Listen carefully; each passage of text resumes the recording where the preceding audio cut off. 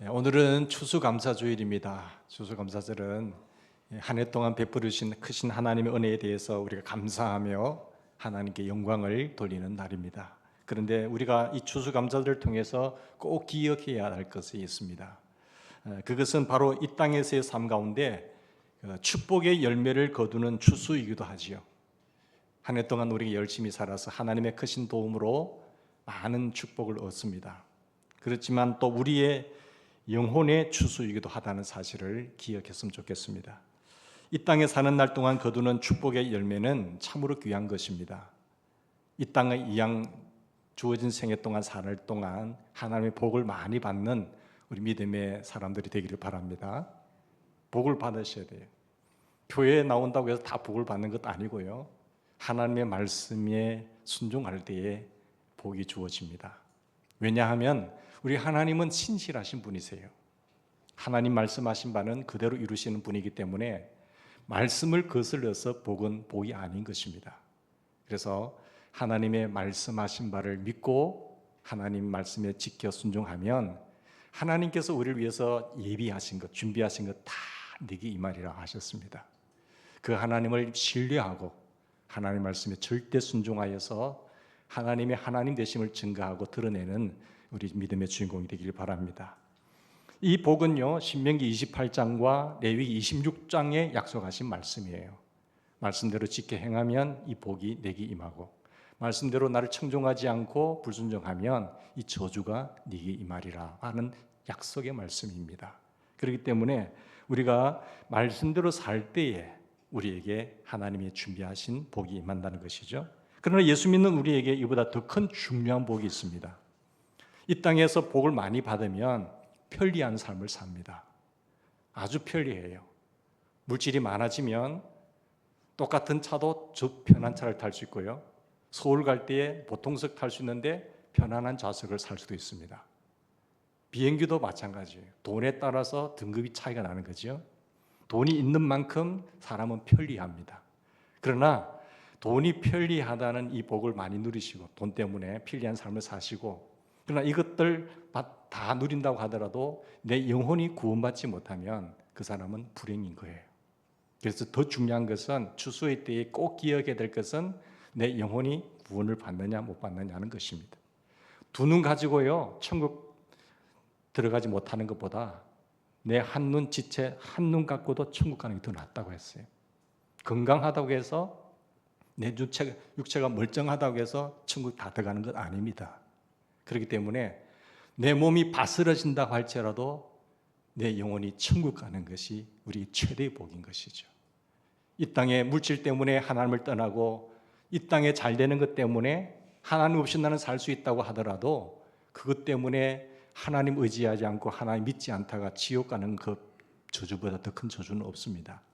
우리 하나님께서 열어놓으신 그 놀라운 축복의 길에 다 들어서서 우리 하나님 앞에 당당하게 서는 우리 믿음의 사람이 되기를 바랍니다. 여러분, 예수 믿는 우리에게 큰 놀라운 축복은 영생의 복이죠. 영원한 천국에 들어가는 복인 것입니다. 그래서 신앙생활하는 목적이 이 땅에서 잘 먹고 잘 사는 데 있는 것은 아닙니다. 그것이 목적이 아닌 것이죠. 앞으로 주님 앞에 설 것이고 주님 심판대 앞에 섰을 때에 정말로 칭찬받고 상급받는 그런 사람이 되기를 바랍니다. 멀리 내다보셔야 됩니다. 내 인생의 경주에 있어서 목표 지점이 어딘가를 정확하게 표대를 향하여 달려가는 우리가 되기를 바랍니다. 우리가 꼭 기억해야 할 것은 오늘 이 마태복음에 보면요, 말씀하고 계신데 주님께서 추수 때에 모든 밭이 또한 30배, 60배, 100배 결실 맺는 것이 아니다라고 말씀하셨어요. 그러므로 추수의 기쁨을 누리는 감사하는 오늘 우리는 과연 나는 어떤 밭인가라는 자신을 잘 생각해야 됩니다. 그래서 좋은 밭이 되어서 하나님께서 우리의 영혼을 추수하시는 날, 또 이 땅에서 삶을 살아가는 날에 결실하는 그런 기쁨이 가득하기를 바랍니다. 여러분, 오늘 말씀에 보면은 그 마태복음에도 그렇지만 그 마가복음에도 그렇고 이 중요한 비유가 세 군데 다 나오거든요. 마태복음 13장 천국 비유의 장에 나오지요. 또 마가복음 4장에 나오지요. 오늘 누가복음 8장에도 나오는 것입니다. 그래서 씨 뿌리는 자를 뿌리러 나가서 뿌리는데 모든 씨가 좋은 땅에 다 떨어져서 결실 맺는 게 아니라고 주님 말씀하셨어요. 모든 씨가 떨어지는데 다 그 씨에 따라서 그 열매 맺는 것은 아니다. 때로는 길가에 떨어지기도 하고, 때로는 돌밭에 떨어지기도 하고, 때로는 가시떨기에 떨어지는 씨가 있다는 거예요. 근데 열매는 좋은 밭에 좋은 땅에 떨어지는 씨가 열매를 맺는 겁니다. 그걸 아셔야 됩니다. 그래서 이 비유를 무엇을 말하고 있는가 하면은, 씨 뿌리는 비유는 이 새 복음서에 나오고 있는데, 그 말씀을 보면 제자들이 역시 이 비유의 뜻을 잘 깨닫지 못했다는 것을 알 수가 있습니다. 이 예수님은 이 비유의 뜻을 자세히 설명해서 풀어줍니다. 먼저 씨는 무엇인가를 말씀하세요. 씨는 무엇이냐? 마태복음 13장에서는 씨는 무엇인지 알 수가 없어요. 근데 동일한 말씀이 마가복음 4장과 누가복음 8장에 나오거든요. 마가복음 4장에 보면 그 씨를 대해서 이야기합니다. 마가복음 4장 14절에 뿌리는 자는 말씀을 뿌리는 것이다 그랬어요. 말씀을 뿌리는 것이라. 씨를 뿌리는 것을 뭘 뿌리는 것이라고요? 말씀을 뿌린다 했어요. 누가복음 오늘 11절 볼까요? 본문 11절에 이 비유는 이러하니라. 씨는 뭐라고 했죠?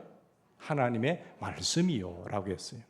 여기서 하나님의 말씀이라고 정확하게 말씀하고 있습니다. 그러면 하나님의 말씀이 뿌려지는 것은 다 좋은 땅이 아니라겠죠. 길가에 떨어지기도 하고, 돌밭에 떨어지기도 하고, 또 가시떨기에 뿌려지기도 하고, 좋은 땅에 뿌려지기도 합니다.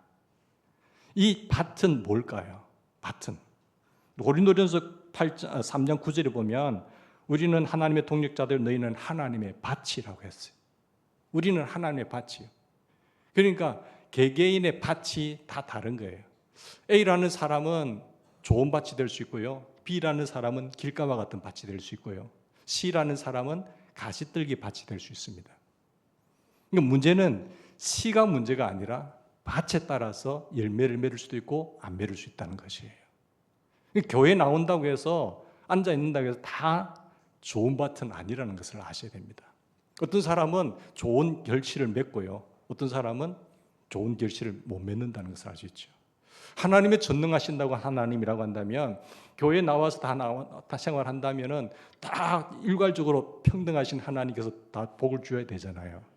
저는 늘 그 회의였거든요. 하나님, 교회 이만큼 다녀서 열심히 하면은 복을 주셔야 되잖아요. 근데 안 그래요. 우리가 간증을 많이 듣는데 간증에서 결론이 뭡니까? 하나님의 말씀이잖아요. 결국 말씀으로 돌아가는 겁니다. 얼마나 이 말씀하신 하나님이 얼마나 신실하시냐 믿느냐는 거지. 천지는 없어지더라도요, 말씀은 없어지지 않아요. 하나님의 말씀이 최고입니다. 그 말씀을 믿는다는 것은 절대적인 하나님을 신뢰한다는 그 믿음을 말하는 거거든요. 그렇기 때문에 우리는 하나님을 신뢰하는 그 믿음이 말씀으로 나타날 때 절대 순종하여서 열매 맺는 삶이 되기를 바랍니다. 밭이 길가와 같은 밭이 있고 네 종류의 밭이 있다고 말했잖아요. 근데 예수님은 씨 뿌리는 비유를 통해서 모든 밭이 결실하는 것은 아니다라고 전제를 합니다. 말씀하시고, 그래서 오직 좋은 밭에만 열매 맺는다라고 이야기하는 거예요. 그러면 제가 전에 수용성에 대해서도 말씀했잖아요. 똑같이 학생들이 말씀을 듣더라도 그것이 자기 입맛에 맞는 것만 받아들이고 그렇지 않는 것을 배척하는 거예요. 수용성이 좋은 것은 그것은 자녀들에게 같이 흘러갑니다. 그만큼 밭이 중요한 거예요. 수용성, 내가 관심 있는 것만 받는 것이 아니라 하나님의 말씀이라고 한다면 그 말씀을 그대로 수용하셔야 됩니다. 받아들이셔야 돼요. 그래서 결실하는 좋은 밭이 되기 위해서 우리는 어떻게 해야 되는가, 우리는 생각해 보고자 합니다. 먼저 우리가 길가와 같은 밭이 무엇인지, 돌밭과 같은 밭이 무엇인지, 가시떨기 같은 밭은 무엇인지 제가 길게는 설명하지 않겠어요. 길가만 잠시 들어서 말씀드릴게요. 잘 아는 말씀이에요. 하나님의 말씀을 듣고 깨닫지 못할 때에 길가와 같은 밭은 악한 자가 와서 뭐 한다고 했어요? 그 마음에 뿌리온 것을 빼앗아 간다고 했어요. 악한 자가 누구를 말하느냐? 성경에 사탄을 말해요. 마귀가.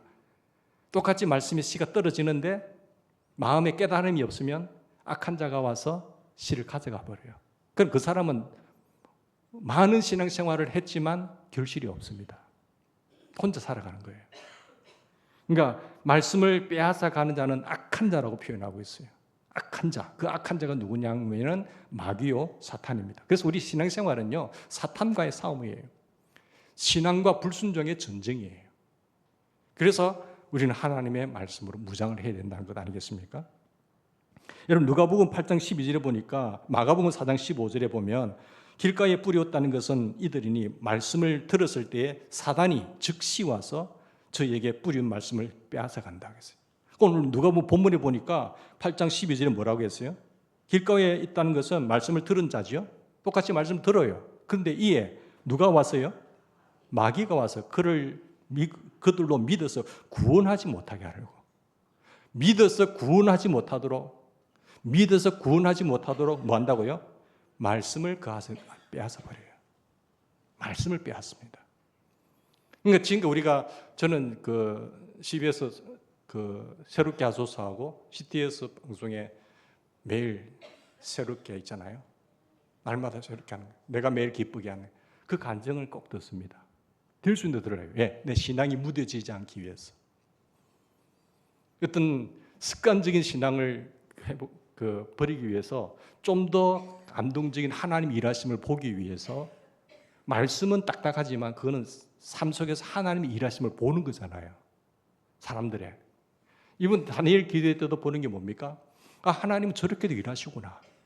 저렇게 하면 안 되구나. 실제적으로 삶의 수십 년 경험 동안 이야기해 주는 거예요. 1시간 동안 이야기하지만 그의 인생은 수십 년에 걸쳐서 하나님을 경험하고 잘못된 길로 갔을 때 또 회복했을 때 축복했을 때 하는 것을 보여주는 거예요.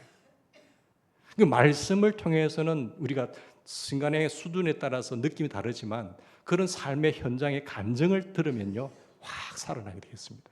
그걸 놓치지 마세요, 여러분. 근데 간증자도 제가 많이 듣는데 결론은 말씀을 돌아오는 겁니다. 그러니까 습관적인 신앙이 아니라 그 인격적인 하나님과의 만남이 있어야 돼요. 하나님과의 관계가 인격적이 되셔야 됩니다. 내가 믿는 데 놓고 사람들하고 사장님 이렇게 할게 해놓고 약속해놓고 그 다음날 또 딴짓하고 그거는 사람을 우습게 얘기하는 거잖아요.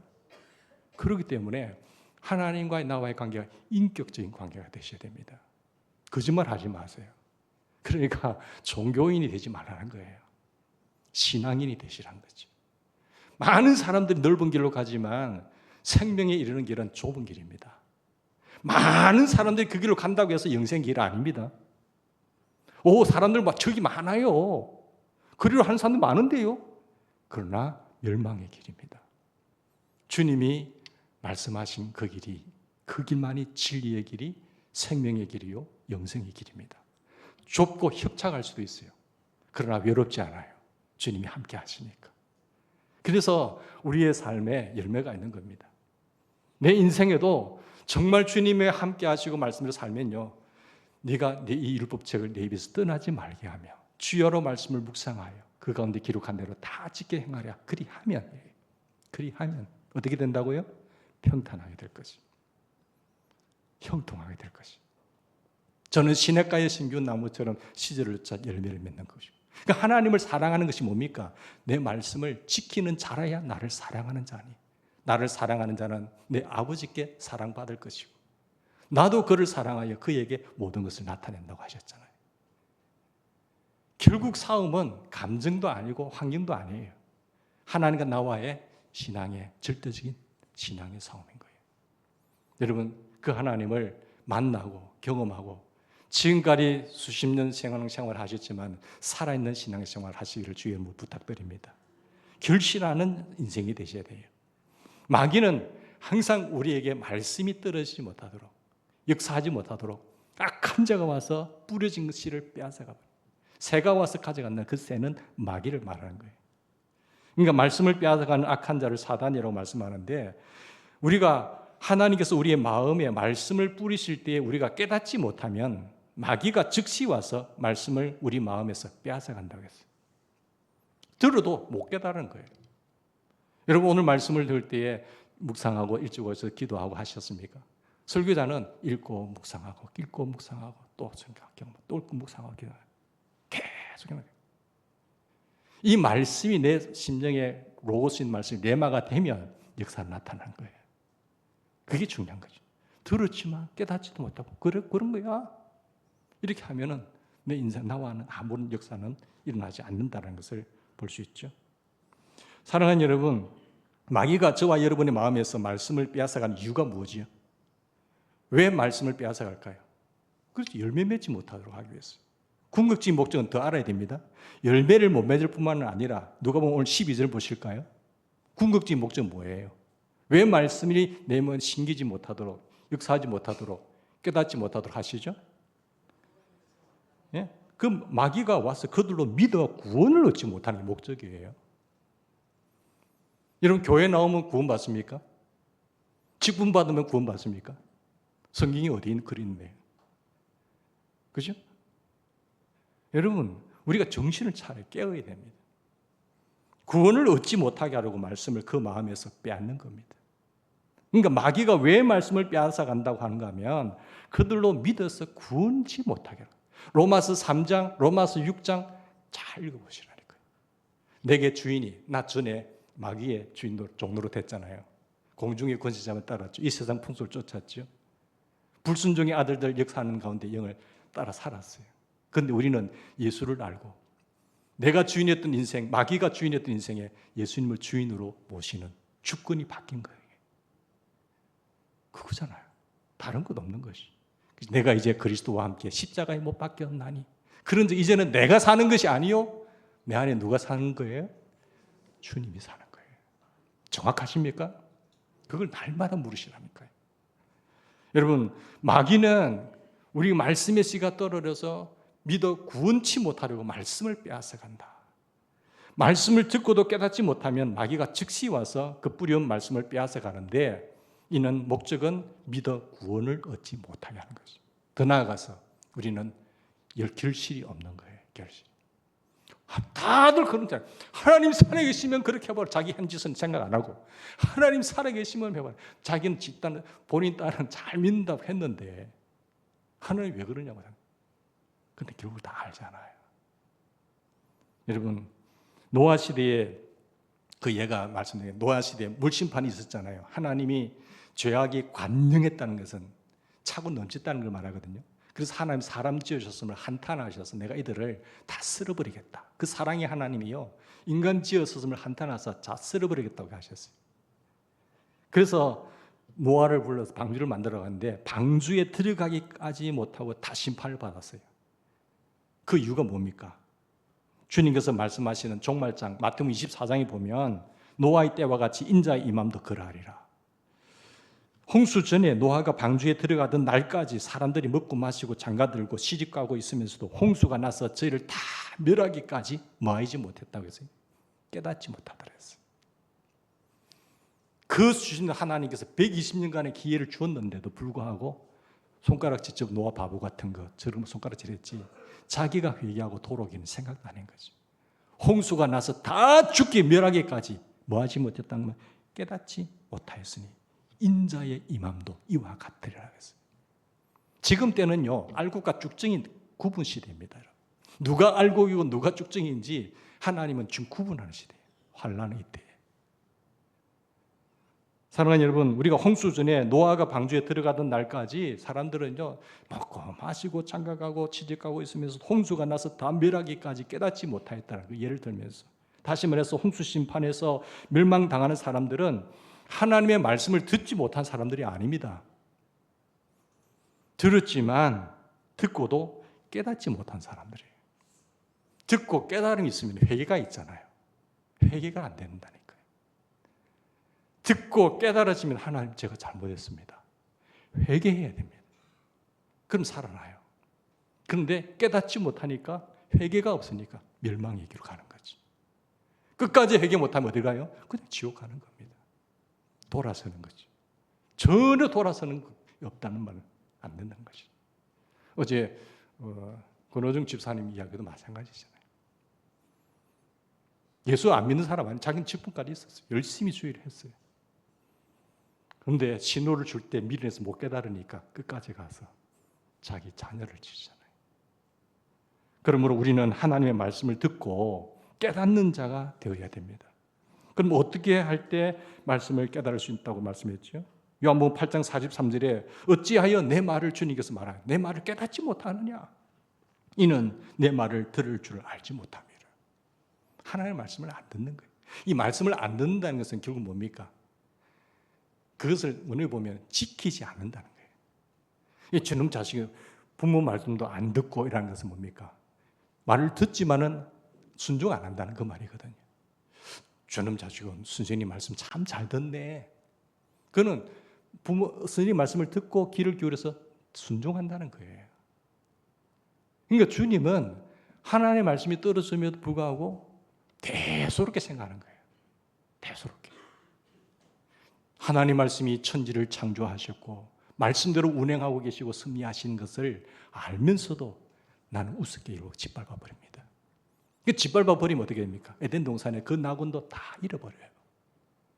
내 인생에 하나님의 길이고 진리고 생명이지만 이 길을 내가 탈선하는 것과 똑같은 것이죠. 그러면 그 책임이 누구에게있죠? 하나님이 버린 자식이라고 한다면 내버려 두겠죠. 회개도 안 하고 그냥 멸망시켜 버리겠죠. 그래서 사랑하는 아들이라고 한다면 때려서라도 징계해서라도 터닝하겠죠. 돌아오게 하겠죠. 그게 징계가 하나님의 사랑이라니까요. 여러분 거기까지는 가서는 안 되잖아요. 거기까지는. 그래서 우리는 날마다 말씀을 주야로 묵상하여서 내 삶을 거울에 비춰보아서 회개할 건 회개하고 돌아설 건 돌아오고 잘못된 길을 청산하고 주님 앞에 서는 것이 우리가 날마다 해야 될 일이라는 사실을 꼭 믿으시기 바랍니다. 돌밭은 어떤 밭이죠? 재난 때문에 시련을 배반하는 사람입니다. 난 예수 믿으면 그냥 아무 어려움 없이 잘 지낼 줄 알았는데 예수 믿어도 어려움이 있네? 그 돌아서 배반하는 사람은 돌밭과 같은 인생이에요. 그 사람 구원 못 받습니다. 자, 가시떨기 밭은 어떤 밭이에요? 그 밭이 마음이 어때요? 말씀을 듣고 잘 어느 정도 하다가 신앙생활을 해요. 그런데 세상에 재리, 염려, 유혹이 오면 넘어지는 자예요. 넘어지는 자예요. 그 사람의 신앙의 연수가 중요한 게 아니고요. 직분이 중요한 게 아니고요. 이런 밭이 있습니다. 근데 오직 열매 맺고 아름다운 열매 맺는 결실하는 나무는 좋은 땅이다라는 것을 우리가 기억하셔야 합니다. 추수 때 결실하는 자가 되기 위해서 좋은 밭에 하나님의 말씀을 받으셔야 됩니다. 나의 밭이 과연 어떤 밭인가를 날마다 살피십시오. 마귀가 와서 내게 악한 가라지를 심으면 그걸 뼈봐버리셔야 돼요. 어디 악한 자가 와서 내 마음에 좋은 밭에 가라지 심냐고 작을 때 빻아버려요. 크면요, 요 뿌리를 깊이 내려가지고요, 알곡이 다쳐요. 모두가 좋은 밭에 말씀을 받아 결실하는 것은 아니라는 것을 여러분 기억하십시오. 좋은 밭이 되어서 결실한 자가 되기 위해서는 길가와 돌밭과 가시떨기 밭까지 지나가셔야 돼요. 가시밭을 지났다고 해서 모두가 좋은 밭이 되어서 결실을 맺는 것은 아니죠. 좋은 땅에 뿌렸다는 것은 뭡니까? 말씀을 듣고 깨닫는 자니 결실하여 혹 100배, 60배, 30배가 되느니라. 그러니까 듣고 깨닫는 자. 그래서 누가복음 8장 15절을 보실까요? 15절에 이게는 어떻게 번역하는가 하면요, 좋은 땅에 있다는 것은 착하고 좋은 마음이라는 거예요. 착하고 좋은 마음으로 말씀을 듣고 뭐예요? 지키는 자. 주님께서 말씀을 듣는다는 것은 이들이 듣지 못하는 거예요. 말씀을 듣는다는 것은 듣고 지키는 자를 말하는 거죠. 인내로 결실하는 사람이라 이렇게 말합니다. 여러분, 착하고 좋은 마음으로 말씀을 듣고 깨닫는 것으로 그치지 않고 깨달은 말씀을 지켜서 인내로 결실하는 사람, 그게 좋은 밭이다. 그러면 착하고 좋은 밭은 마음으로 말씀을 듣는다는 것은 어떤 것인가? 그 말씀이 신명기 하나님께서 택한 백성들과 언약을 맺고 주신 메시지를 보면 알 수가 있어요. 종살이 했던 그들의 있던 세상에 그들을 불러내어서 자유케 하시고 하나님 이끌어 가실 때, 가나안 땅을 인도하실 때에 시내산 정도 왔을 때 택한 백성들과 뭘 맺습니까? 하나님 언약을 맺습니다. 그 언약, 피로써 언약을 맺어요. 이 말씀을 주시면서 다만 그들이 항상 이 같은 마음을 품어서 나를 경외하며 나의 모든 명령을 지켜서 그들과 그 자손이 영원히 복받기를 원하노라. 하나님의 본 마음은 이거예요. 근데 우리는 마귀의 영향력으로 탈선하는 거예요. 하나님의 말씀을 짓밟아 버리죠. 듣지 않아요. 그래서 나도 힘들 뿐만 아니라 내 자녀들에게까지 힘들어진다는 사실을. 그런데 하나님은 그들과 그 자손이 영원히 복받기를 원하노라. 여러분의 가문이 정말 신앙의 명문 가문이 되기를 주의 이름으로 부탁드립니다. 신앙의 명문 가문을 이루어 가셔야 돼요. 여러분의 자녀들이 다 떨어져 있다 하더라도 그게 말씀만 있으면 신앙만 개성한다면 망하지 않습니다. 하나님이 지키신다니까요. 하나님은 어제나 오늘이나 영원토록 동일하실 뿐만 아니라 어느 곳에서나 이 우주에 편만한 먼지밖에 되지 않는 지옥뿐만 아니라 우주에 편만하셔서 무소부지하셔서 함께 하십니다. 하나님이 누구와 함께 하신다고 했습니까? 이 말씀을 계속해서 모세에게 주시던 것 같이 넌 두려워하지 말며 놀라지 마라. 강하고 담대하라. 내가 너와 함께 할 것이다. 너는 이 율법책을 떠나지 말며 네 입에서 묵상하여 기록한 대로 지켜행하라. 그리하면 어디로 가든지 무엇을 하든지 평탄하리라. 형통하리라 하셨습니다. 저는 시냇가의 신균 나무처럼 시절을 쫓아 열매를 맺는다니까요. 그래서 영원히 복받는 우리가 가정이 되기를 간절히 바랍니다. 그리고 이 말씀을 우리가 주님께서 말씀하셨어요. 이 같은 마음 주님도 가졌는데 다만 그들이 항상 이 같은 마음을 품어서 나를 경외했잖아요. 이 같은 마음은 누구의 마음일까요? 예수 그리스도의 마음이죠. 예수 그리스도의 마음. 빌립보서 2장에 있는 말씀처럼 그리스도와 예수의 마음을 품으라고 했는데 너희 안에 이 마음을 품으라. 그리스도 예수의 마음이니 그는 근본 본체 하나님의 본체시나 하나님과 동등됨을 취할 것으로 여기지 아니하시고 오히려 자기를 비워 종의 형체를 가려서 사람들과 같이 되었고 사람의 모양으로 나타나셨으며 자기를 낮추시고 죽기까지 복종하셨느니라. 곧 십자가의 죽음이지. 예수님은 하나님이십니다. 그럼에도 하나님의 말씀에 죽기까지 복종하여 십자가에 죽으셨습니다. 이처럼 죽기까지 하나님의 말씀에 복종하는 것이 예수 그리스도의 마음이에요. 그러면 하나님께서 그를 지극히 높이셔서 모든 만물을 그 발 아래 복종케 한다는 사실을 믿으시기 바랍니다. 그래서 우리가 말씀을 받을 때에 착하고 좋은 마음으로 말씀을 받는다는 것은 말씀을 두렵고 떨림으로 받아 그 말씀에 복종하는 것을 말합니다. 언제까지? 주님 앞에 설 때까지 인내로서 순종해야 될 줄 믿습니다. 그렇다면 천국에 보면 주님께서 좋은 밭에 씨를 심지 않았으니까 그러면 가라지를 왜 있습니까? 할 때 가라지 밭에 또 비유를 하시면서 이런 말씀을 하고 있어요. 세상 끝에 인자가 곧 예수 그리스도께서 구름 타고 큰 능력과 영광 가운데 강림하실 때에 천사들을 보내어서 말씀대로 결실하지 아니한 가라지. 가라지는 결실이 없어요. 근데 그 가라지를 누가 뿌립니까? 마귀가 뿌린다니까요. 악한 자가 뿌린 거예요. 근데 주님 추수 때 언제 하는가? 말씀대로 결실하지 아니하는 가라지, 곧 모든 넘어지게 하는 것, 모든 넘어지게 하는 것과 불법을 행하는 자들을 거두어서 어떻게 한다고 하는가 하면 풀무불에 던져 넣을 것이라 했어요. 그게 마태복음 13장 39절이거든요. 말씀대로 결실을 한 곡식 곧 의인들은 아버지 나라에서 해같이 빛나게 하리라. 주님의 말씀입니다. 마귀는 끊임없이 그 뿌리를 뻗쳐서 가라지가 돼서 알곡 밑으로 뿌리 파고 들어옵니다. 넘어지게 하는 자예요. 불법을 행하는 자예요. 그때 주님께서 이런 자들을 거두어서 풀무불에 내가 다 던져 넣겠다. 그러므로 하나님의 바친 성도가 좋은 밭의 말씀을 받아서 30배, 60배, 100배의 결실해야 되는 이유는 어디 있는가 하면 만일 이 땅에서 복을 받는 것이 전부라고 한다면 굳이 이렇게 힘쓸 이유는 없어요. 근데 이 땅에 내가 좀 불편하게 살면 되니까. 그렇지만 좋은 밭이 되어야 하는 궁극적인 이유는 추수 때에 세상 끝에 예수 그리스도에 오실 때에 아무 결실도 없는 가라지가 되지 않기 위해서입니다. 그 가라지가 막 뿌는지도 모르고 깊이 자를 메고 내 마음밭에 자를 잡고 있어요. 그렇게 되면 세상 끝에 예수님께서 오실 때에 가라지로 나타난다면 풀무불에 던져 넣게 될 것이다. 사실 내가 너희를 택한 것이 아니고 너희가 나를 택한 것이 아니고 내가 너희를 택하여 세운다니 그 이유는 뭡니까? 목적은 뭡니까? 이는 너희로 열매를 맺게 하려고. 열매를 맺게 하는 거예요. 주님의 마음에 합한 자가 되고 주님의 그릇이 되면 자동 열매 맺게 되는 것입니다. 그래서 무엇으로 안다고요? 나무는 열매로 알지니라. 사랑하는 여러분, 지금까지 우리가 이 말씀을 통해서 배울 때에 우리는 항상 앞에 있는 것을 잡으려고 표를 향하여 바울이 말했던 것처럼 표들 향하여 그리스도 예수 안에서 하나님 위에서 부르신 부름의 상을 위하여 열심히 쫓아가는 우리가 되기를 바랍니다. 여러 배로 결실하는 좋은 밭이 되기를 원하십니까? 내 마음 밭을 기경하십시오. 회개하십시오.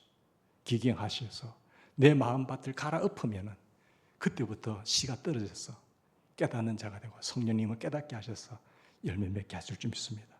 말씀대로 순종하되 한두 번 순종하는 것이 아니라 주님 앞에 설 때까지 인내하면서 순종하셔서 30배, 60배, 100배 아니 그 이상으로 결실하시기를 주의 이름으로 부탁드립니다. 같이 기도하십시다.